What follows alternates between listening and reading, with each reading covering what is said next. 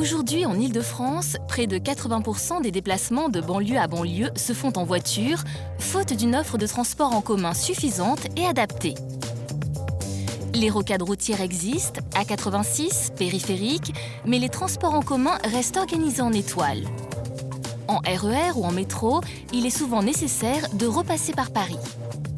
8,5 millions de voyageurs franciliens souffrent régulièrement de cette situation. Le réseau est saturé, la qualité de vie est affectée.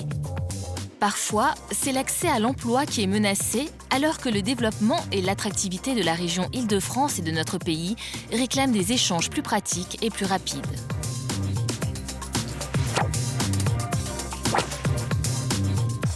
La réorientation du Grand Paris en faveur des déplacements du quotidien illustre notre conception d'une métropole mixte et inclusive. Une métropole qui fait en sorte que l'activité des entreprises serve aux habitants, qui mène avec vigueur la bataille de la construction de logements et se préoccupe tout autant de préserver les espaces naturels et agricoles.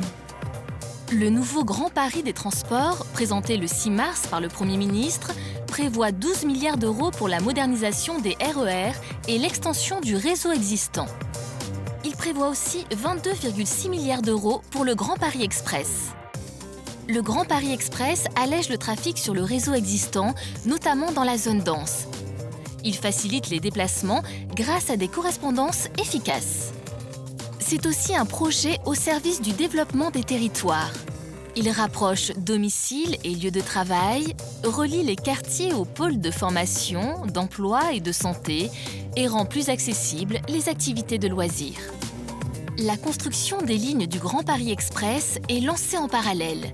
Les lignes se compléteront au fur et à mesure et de manière continue. Avec en 2017 le prolongement au nord de la ligne 14. En 2020, le tronçon sud de la ligne 15. En 2023, les lignes 16 et 18 et le prolongement au sud et au nord de la ligne 14. En 2025, les tronçons ouest et nord-est de la ligne 15 et la ligne 17. En 2027, le tronçon nord-ouest de la ligne 15 et les prolongements des lignes 14, 17 et 18. Puis en 2030, le bouclage de la ligne 15 et le prolongement des lignes 17 et 18.